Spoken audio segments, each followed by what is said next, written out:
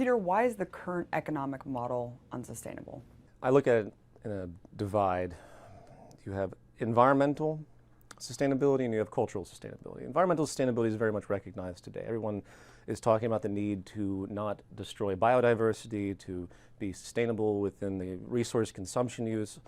Everyone loves to talk about the necessity for these things, but yet no one seems to break it down to think about what the root cause of all these problems are. There's a recent statistic that was put out, two of them actually, over the course of the past 3 years, one in association with the United Nations, that basically they said that after 10 years of trying to stop biodiversity loss, they've had absolutely no success. And I'm going to have this in a lecture I'm giving in a couple of days. They state that the reason that we can't do it is because all the money is going into industrial development and not into preservation. And this is a very red flag type of statement because, of course, nothing's going to go into preservation.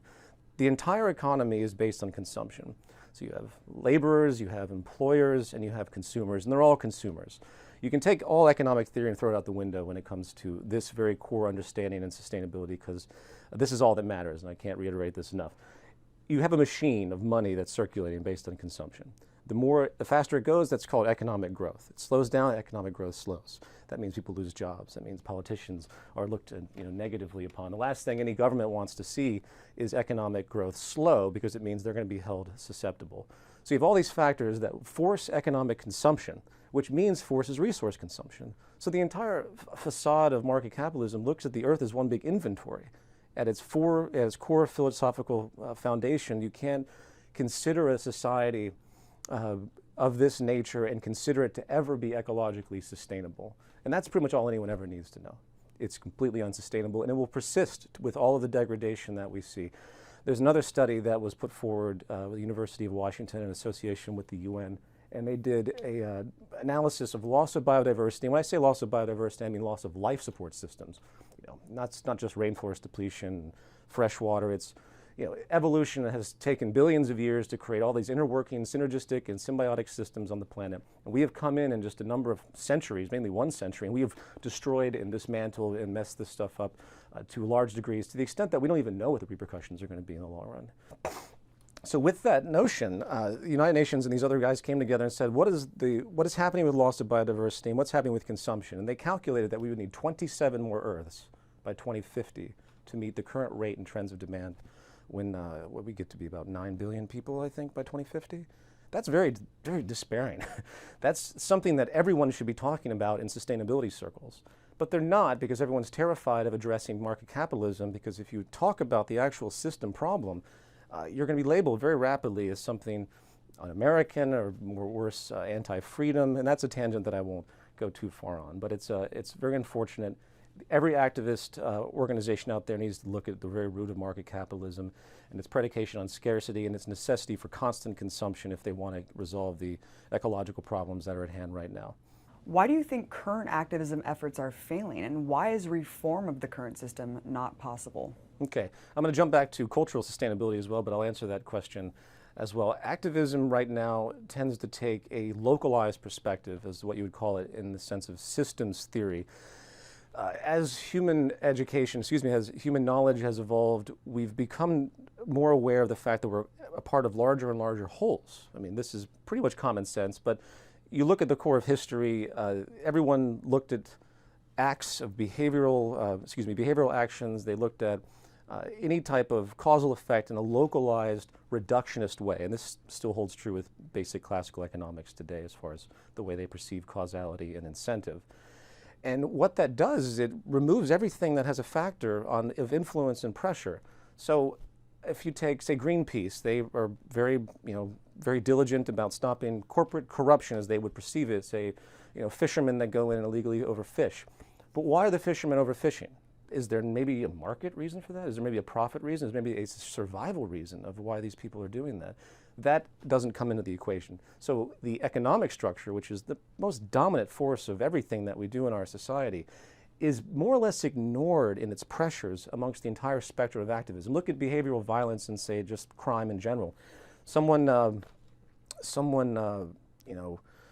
goes and shoots somebody in an airport recently in Los Angeles, and we say, boom, that guy just must be messed up, corrupt criminal.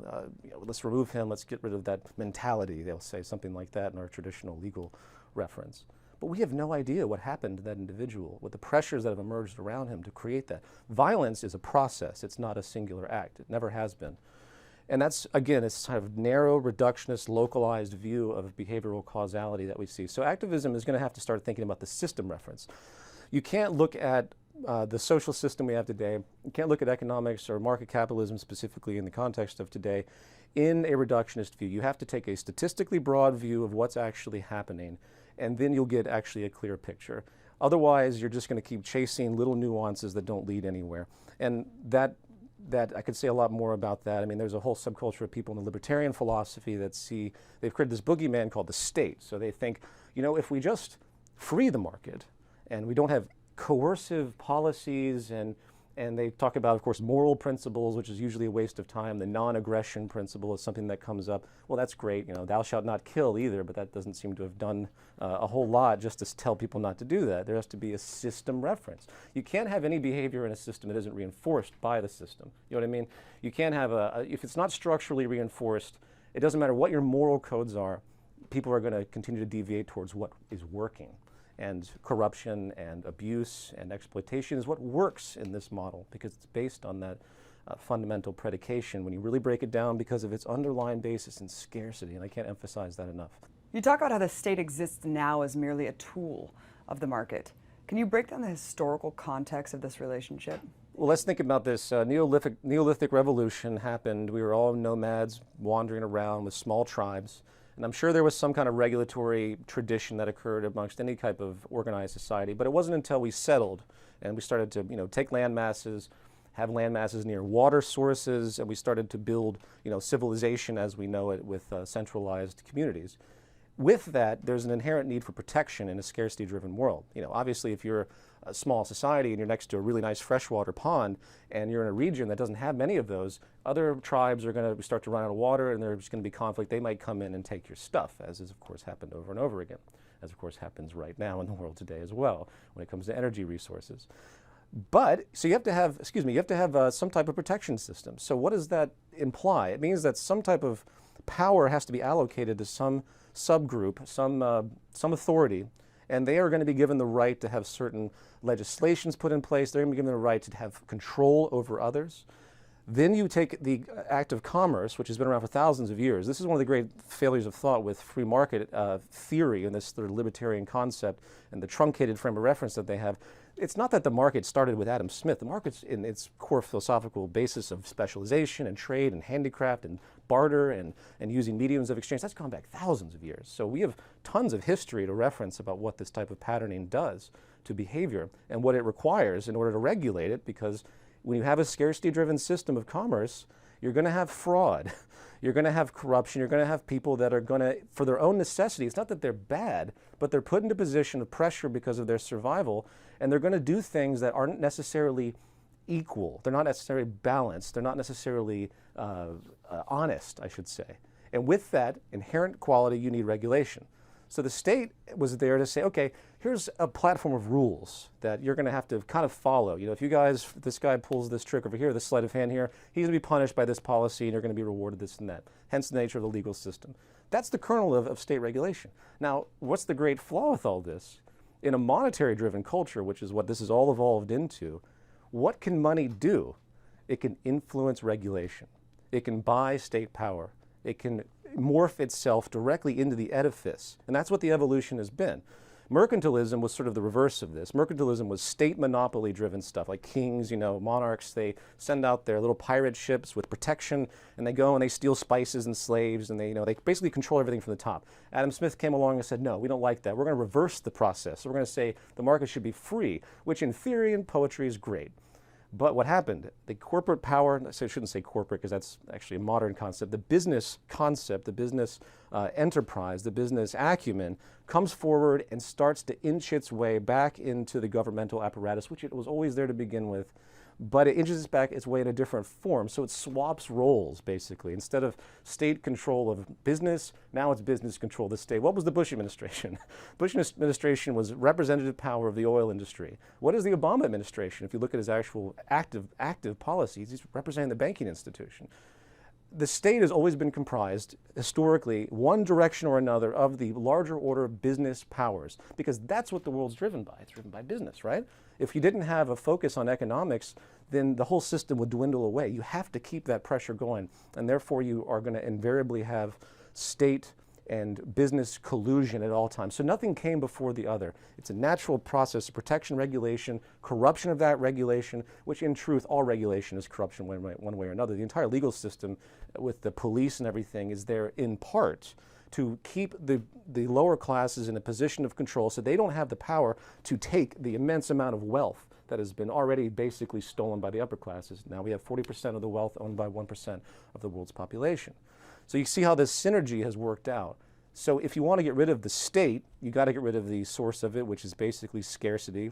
And then basically if you want to get rid of scarcity in this modern world, you got to get rid of the market, because the market needs scarcity. And I describe this from a standpoint of post-scarcity, meaning I am aware of the statistics and the trends that we have now, that we can create a new social model, highly participatory, not central planning, not dictatorial, where you can create a new apparatus for social interfacing in commerce and exchange, not exchange per se, but in the creation of ideas and creating facilities to initiate ideas and bring goods into service and everything else without the use of money, and hence creating interest in abundance and post-scarcity. In other words, if you want to get rid of the state and this power consolidation process, you have to get rid of the market at this stage. Well, what's the train of thought that humanity needs to have to get on board with the social model that you propose? That's a long one.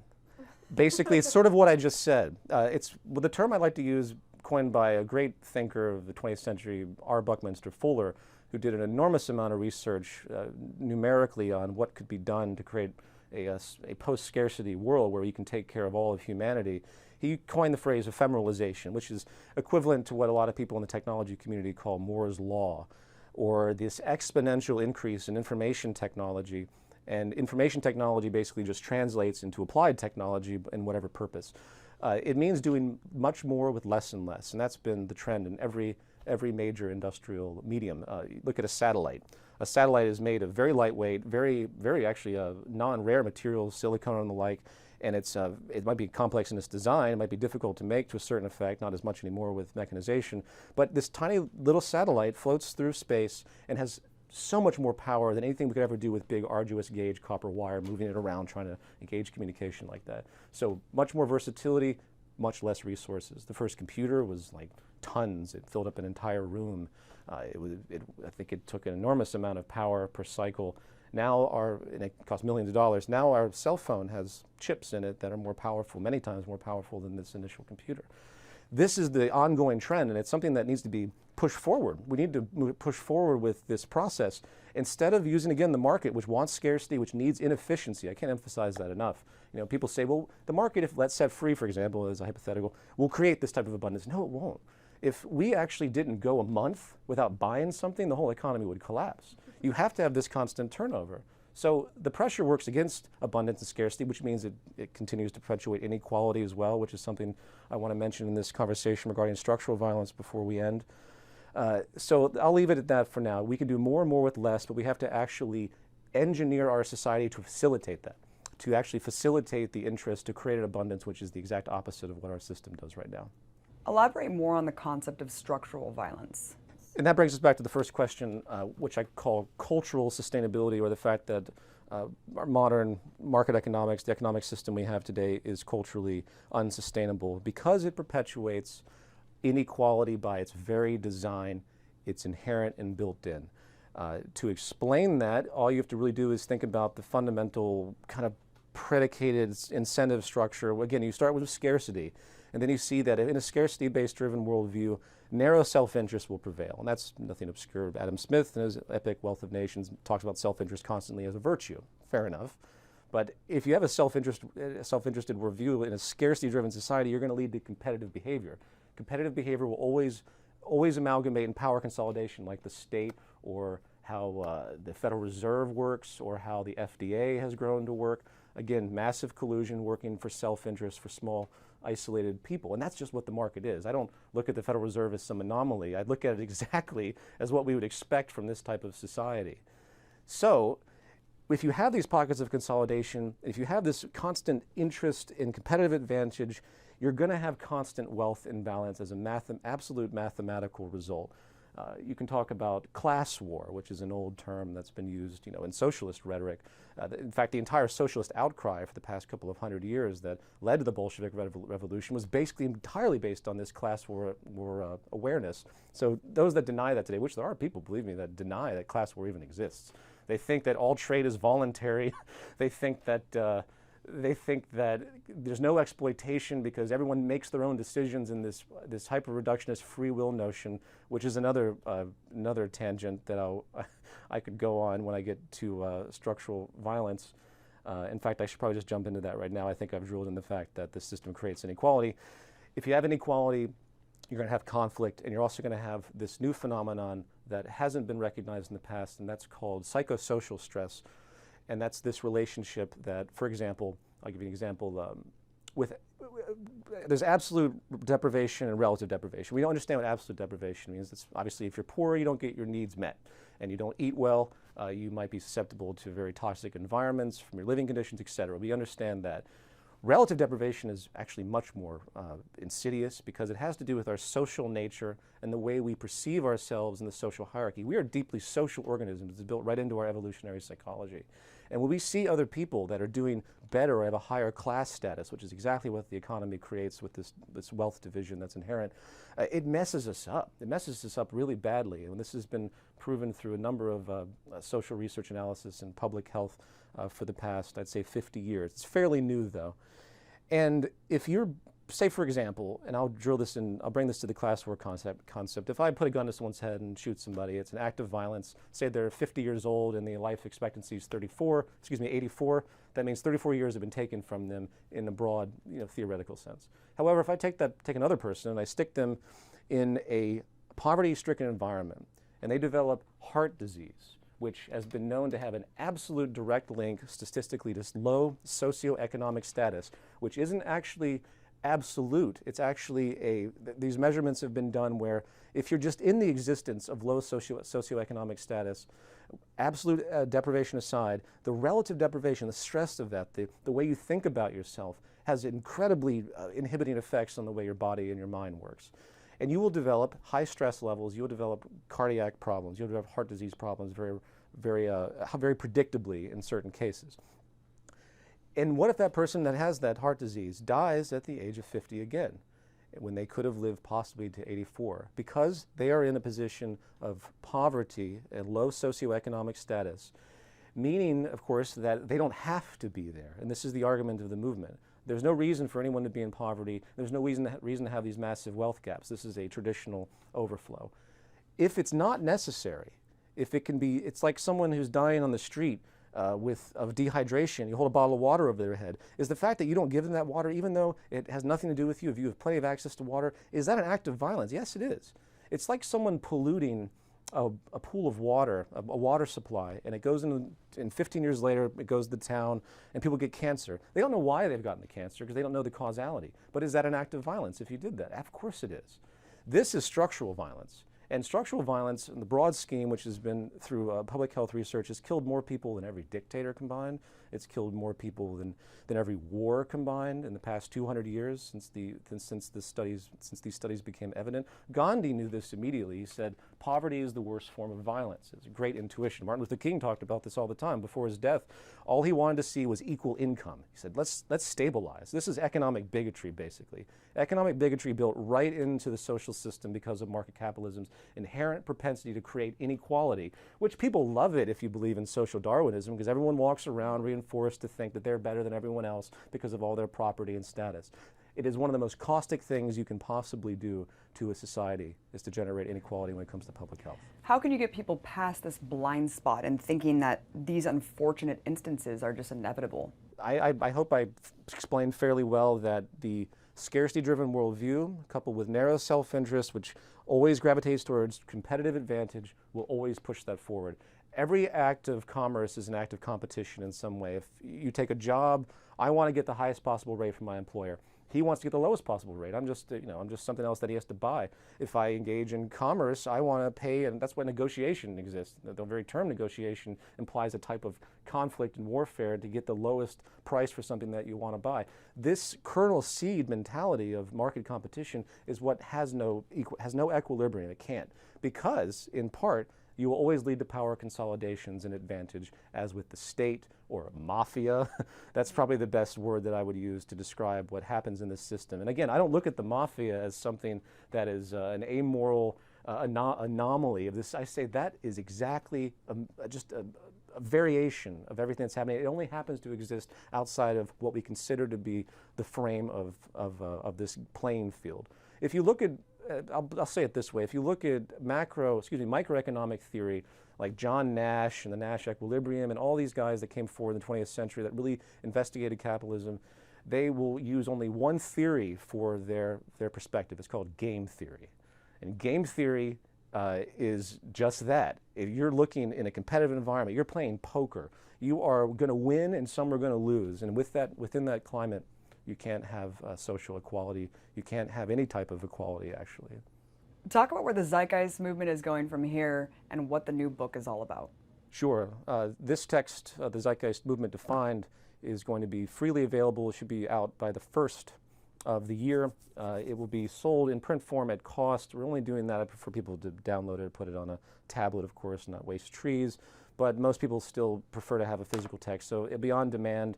And it's a nonprofit text written basically by the whole movement through a whole assessment of data. And the lecture team and myself have been compiling this for some time. This will be hopefully a definitive reference guide for those that want to know about what the movement's doing, because there's a lot of people have very confused notions about what we're actually doing. It's a deep learning curve. So we're hoping that this will actually help a lot. It's taken years in the making to put this together. And I'm on my way to Berlin, as you mentioned, to give a lecture. I hate to say lecture, I don't know why I say it. I have to give a talk. It sounds so authoritative to say lecture. I just do that, I don't know why. When I was a kid, I used to go to lots of lectures, so it's drilled into my mind. But to give a talk on calculation in a new economic, post-scarcity, participatory economic model, which is what this is.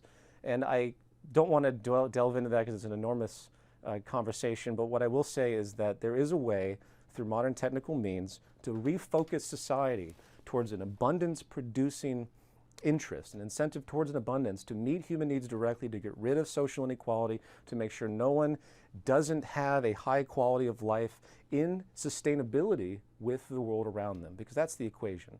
Not, to aspire to a 500-room mansion with 2 jets parked in the front lawn, with the half of the continent of Africa as your backyard, isn't just some gratuitous act of greed, materialism. It's actually an act of violence. And it's time we realize that this has to be a shared planet. We can't have this ethic that we're just going to overrun people because we want the freedom to do so. And it's also going to show, and this is my biggest point, that when you have a social model that reinforces social and ecological interest, everything will change, and that's what our system doesn't do. In other words, self-interest, that driving little thing that we all have, and obviously when we're backed into a corner, we'll always predominantly be self-interested, built right into our evolutionary psychology. We're no good to anybody if we can't survive ourselves and maintain a decent living and the like. That will be combined explicitly with social interest. Every act of engagement in this new model benefits everyone. And the beauty of it, and also, it takes the environment into direct account explicitly. And the beauty of that awareness is it really embodies a new incentive structure that can facilitate true cultural and environmental sustainability and actually generate a steady state relationship with the environment while also eliminating the caustic and destabilizing inequality that is continuing right now. It's a shock that we haven't had a nuclear war on this planet. It's a shock that I'm not surprised anytime I see someone pull out a gun and just walk into some random building and shoot people. None of this stuff surprises me because the system is so caustic. It's so, there's a sickness bred into it that we have just accepted as normality. We already have mass starvation on this planet unnecessarily. So I could ramble on a lot of stuff about that, but I think that's a good, Well, people also think of the seizure of private property as a form of violence. So What do you think it's going to take for people to realize that this is completely unsustainable? Do you think that they need to be backed into a corner thinking that the world was going to end otherwise? Well, I don't agree with the idea that we need some massive collapse. I think that awareness can work, showing what's happening now and predicting the trends. I know a lot of people out there are like, well, we'll do this when there's a big collapse. Well, there's never going to be, people think that way, there's never going to be some epic collapse that's final. There's always just going to be reduced high lifestyle pockets of the planet. It's just going to keep reducing. Population's going to grow, mass starvation will continue as it does right now, and it's just going to get smaller and smaller while more and more people die. And it's going to become more and more accepted. Again, just like we accept 1 billion people basically in starvation on this planet right now, we just accept it, and most people just accept it. It's not like there's a huge outcry over it in truth. I mean, humanitarian stuff is out there, but no one really thinks about this on a day-to-day basis. Though if you told people that we have mass starvation on the planet, they might think twice because they never think about it that way. That will just increase. So an educational prerogative is imperative, and I do believe that once enough media is put out there, enough programs are put out there, such as the Global Redesign Institute concept that I've talked with you about before, which is a digital interface that will work to redesign the planet in a macroeconomic way to show how new efficiency arrangements, can be made to alleviate so many footprint pressures and to create a very fluid social organization.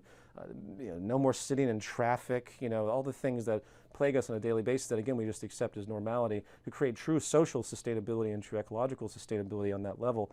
That project, coupled with programming projects to show how we will actually calculate society, which again is what I'm going to talk about in Berlin. I'm going to present an algorithm, a macroeconomic algorithm that goes through the sustainability protocols. And you can basically calculate, it's not that's not too technical for people to understand.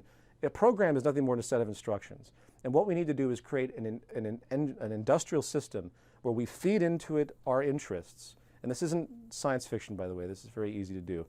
And then it does an evaluation of them based on efficiency protocols, which are tangibly, technically easy to just arrive at, and sustainability protocols. And once you do that, you have a filtration system that's monitoring the behavior of the society. It removes that opinion from society to a certain effect.